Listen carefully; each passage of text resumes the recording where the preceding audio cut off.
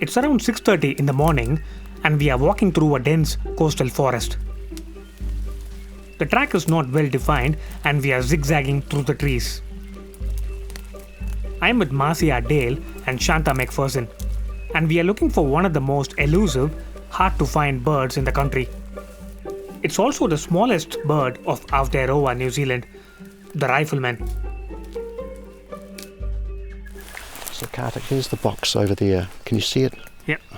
So if you walk in, just keep your eyes closely on it and see if a Rifleman slips off it. Okay. And if it does, just stand still and you may get a glimpse. So just wander in and let's see if we can get you a glimpse. This is Shanta teaching me how to approach a Rifleman nest. I slowly make my way towards the tree, careful not to make any noise. It's hard with all the leaf litter and little twigs on the ground. Ahead of me, I can see a box, which is in shape of a little house, and it's fixed to the tree trunk. The box has been put out for the Rifleman to nest. And right there, I saw a very tiny bird flying out of the box. Oh yeah. Flew out? Yeah, flew out that way. Right, can you see? It was so quick and it was up in the canopy in a flash. And that was my first time actually seeing the Rifleman. It looked like a small greenish ball of fluff climbing up and hopping around the trunk. It was unbelievably tiny and I was lucky to get a good look.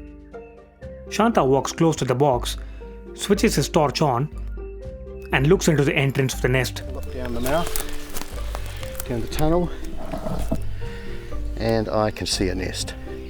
It's made out of leaf skeletons, dry plant material, and I can see a tunnel heading into the back, and at the back of that I can see some feathers. So the nest is lined, so I'd expect there's some eggs in it. Let's have a look. And that was our first Rifleman nest of the day. So what does the Rifleman mean to you? Well, I think the bird means a lot to me. As a smallest bird, it's a bit of an icon of the New Zealand forest. It's also a bird that likes good quality forest, and so it's a marker species. We often think that the species that show that an ecosystem is in good heart are the big things, talk about the wolves in Yellowstone and that sort of thing, but also sometimes the marker of a good habitat is at the small end of the scale, and this tiny bird is present in reasonable quality forest. And I've enjoyed having a lifetime association with them. I think they're a wonderful creature. Yeah, well, Shanta's just given a really intelligent answer. I like them because they're cute and little. As you might be able to tell, I'm not that big, so I quite like little things. They're just a really delightful bird. The fact that they are New Zealand's smallest bird just really speaks to me. Marcia and Shanta will be going around the forest checking nest boxes for active nests. And I'll be tagging along with them to hear about how these little nest boxes are helping New Zealand's smallest bird.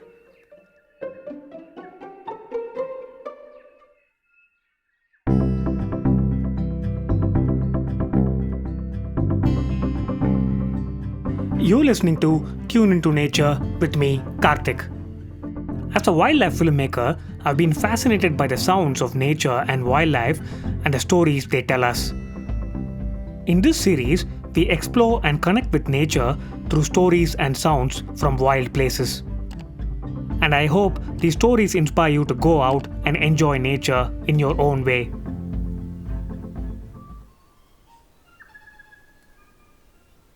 We're day 2 of the second annual Rifleman census.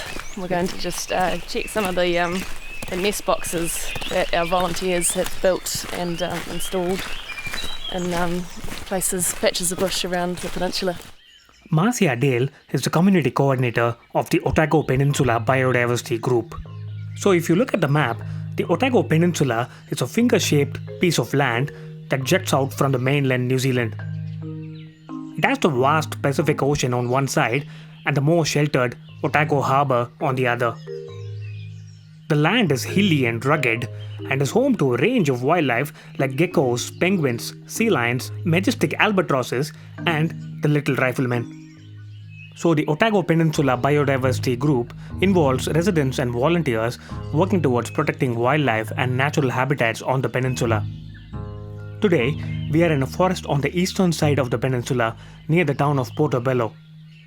The morning is not too cold and no wind at all, which is a surprise given how windy it gets here. We are heading into the forest full of kanuka trees. Marcia and Shanta are both wearing a beanie and are layered up because it's always colder inside the forest. I'm wearing my headphones to monitor the audio with my sound recorder ready. Shanta is carrying a notebook to jot down observations, and Marcia is sipping some tea from a thermos. Well, I've got some caffeine now, so I'm not a morning person, but I make an exception on special occasions, and it's always quite a novelty coming out and seeing the sunrise, and it's worth it for these little birds. There are about 30 nest boxes in this patch of forest. To get to some of them, we walked up and down hills, crossed many fences, and at one point used a rope to climb a steep bank.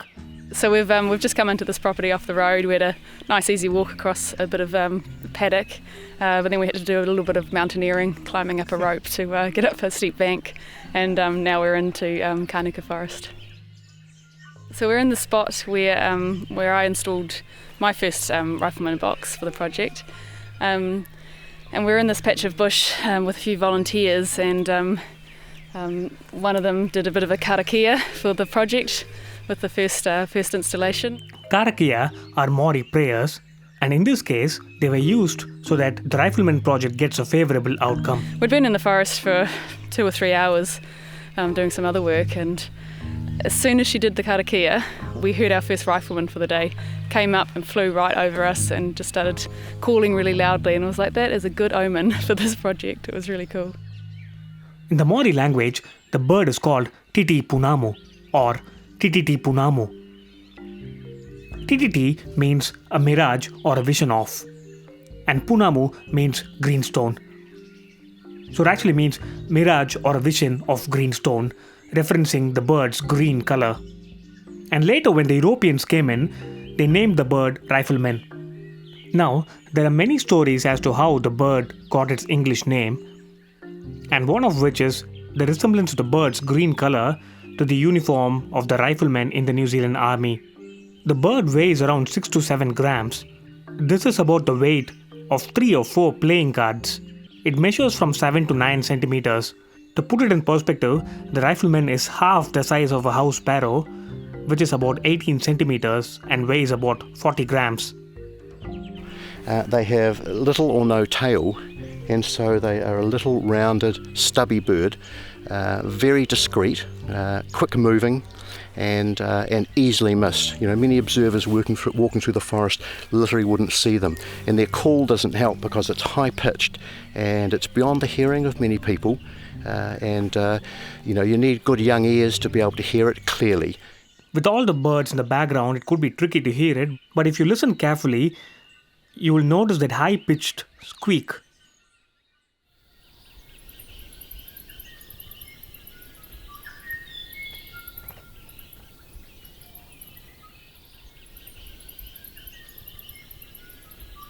And my hearing, for example, as I get older, it declines a bit. So I can hear some of the call range, but not other parts of it, which is a shame, but that's how it is.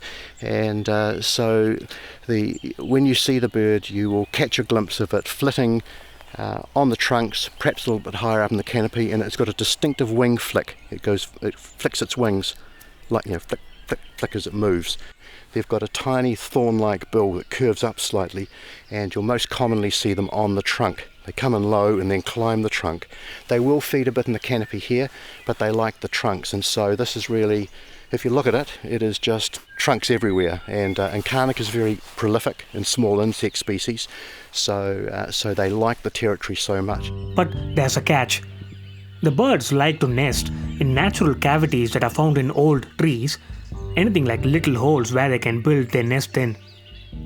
There's a bit of a lack of natural nesting cavities in this kind of forest.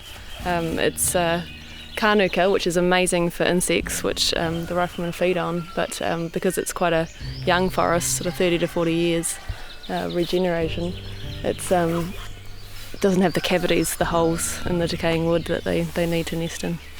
So really good insect habitat, good food for the riflemen, but just not enough houses, kind of like the rest of New Zealand. So this is where the nest boxes come in. Instead of natural cavities on the tree, the birds can use the boxes to nest in. But to understand more about the forests on the Otago Peninsula and the changes they have been through, we'll have to go back in time. So pre-European times, the Otago Peninsula would have been forested. And the forest would have been a mix of various broadleaf species, but it will have also included some larger timber trees like rimu and totara, and even kakatea in this area. And Europeans decided it looked like farmland, and so it was cleared and turned into pasture. And 150 years ago, we'd be standing on a sheep farm. And since then, the best parts of the peninsula have been kept open and retained for grazing, but those parts which you could describe as difficult and marginal, because they're steep or because the soils are poor or for whatever the reason is, we're seeing more and more regeneration of these areas.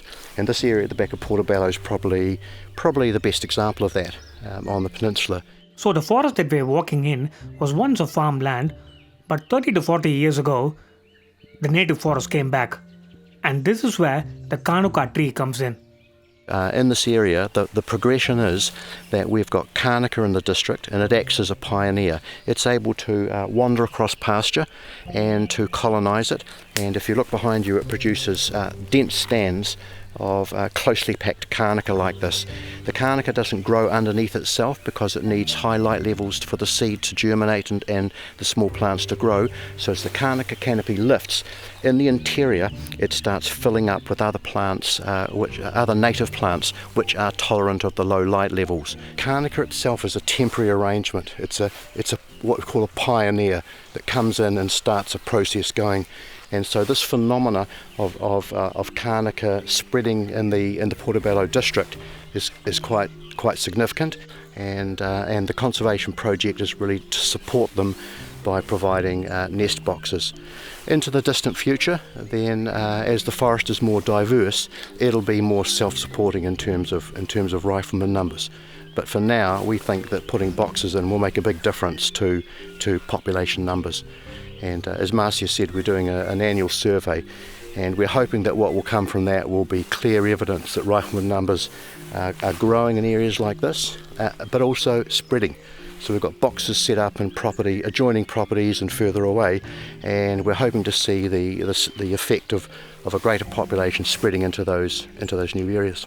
The purpose-built nest boxes also protect the riflemen from introduced predators like rats and possums. Well, the bird likes a nest. The bird likes a cavity, a concealed cavity, and preferably with a small entrance. And the size of the cavity is roughly the size of 2 clenched fists. That's a typical nest size. So we build it to meet that need. And then around the front, if you come around the side here, you'll see the entrance hole. It's a 20mm hole. We've got a steel washer around it that gives us the correct size hole. It also stops rodents chewing it out, and that hole is going to be a little bit small for a rat to get through. A mouse could, but notice how we've painted the front of the boxes, so there's not going to be any purchase there for a mouse. So we'd say that they're quite rodent-proof, and in a natural nest, they will replicate that same thing. They'll be looking for a small entrance into an enclosed space that's big enough for their purpose. They love the boxes, and that's part of why this approach is so successful for the riflemen. Is we can easily replicate their nesting requirements and boost their numbers that way. Back on the nest search, we decided to sit and wait near a nest box to see what the birds are up to. So it's quite common if you sit and watch a nest box that the birds will turn up and have a look at you, but then they lose interest if you sit still, and if you're far enough from the nest, and they just drift away. And then a few minutes later you'll notice a bird just heading in discreetly back into the box. Yeah, it's often a 10-minute wait sort of thing. And after a few minutes, we saw an awesome sight. Look, two of them dead. Look, see that? That's the male on the right. Did you see him? He just fed the female. Yeah. Did you see that? Yeah. So the male supports the female during egg laying by feeding her. And so that indicates that they haven't completed laying the clutch on the nest. So there'll be, typically they'll lay 4 eggs. So that indicates there's probably not 4 eggs there yet, because once the 4 are there, or whatever they decide is going to be the final number, they will reasonably promptly commence sitting and incubating on them within 24 or 48 hours. Do they swap duties at all? They do. The rifleman father, he's a modern man. He helps out with the nest building. He helps incubate the kids. When the mum's laying eggs, he'll come and feed her as well. It's very much a shared partnership. I asked Marcia and Shanta on what hopes do they have for the future of the riflemen. On the peninsula, they're really just residual populations, just clinging on to the remnants of forest that still exist. And so I suppose my hope for it is that the Otago Peninsula will become more bush-clothed in the future. It is not. There are some good farms here, there are some great farms here, but some of the country is quite marginal, and the thought that might revert to forest and that riflemen might be one of the key species that's found in it is a great thought for the future. We've got below sort of 10% forest left. We got down to about 5% at one stage of original forest cover. And I would love to see a progression of bushy corridors and the riflemen following that growth. Grassy Point used to be a really hot spot for riflemen. It's the bit that sticks out between Broad Bay and Mac Bay, and there doesn't seem to be any riflemen left there, and that used to be a real stronghold. So that's the first step. We want to put out a series of stepping stones of rifleman nest boxes. We're getting there's a bit more bush and forest coming up between here and Broad Bay. So if we can get them close enough that people can really see them really easily and just become more aware of them, that would be amazing, because they're just such cool birds. 40 nests were found in this year's rifleman census. This is more than double the number from last year. And one special nest was found inside a trap that was meant for possums, one of the introduced predators that can eat little eggs or even birds. So with 4 little eggs inside the box and parent birds waiting around, the volunteers had to work hard to modify the trap to make it safe for the birds. All for the tiny rifleman. You're listening to Tune Into Nature with me, Karthic. If you like this episode, please share this with your friends and your network. And please rate the show and leave a review. We love to hear from you. You can do this in your podcast app or on our Facebook page, Tune Into Nature. And while you're there, do check out photos of the riflemen and their little nest boxes. If you'd like to support the Rifleman project, you can make a donation or volunteer to build nest boxes. Feel free to contact Marcia. Her email address is guardians@opbg.nz. More details and links in the description. This podcast is supported by Otago Regional Council's Ecofund. Thanks to Otago Access Radio. Thanks to Professor Nancy Longnecker from the Centre for Science Communication, University of Otago. Music for this podcast is from Blue Dot Sessions. This is Karthik signing off. Thanks for listening. Have a good one.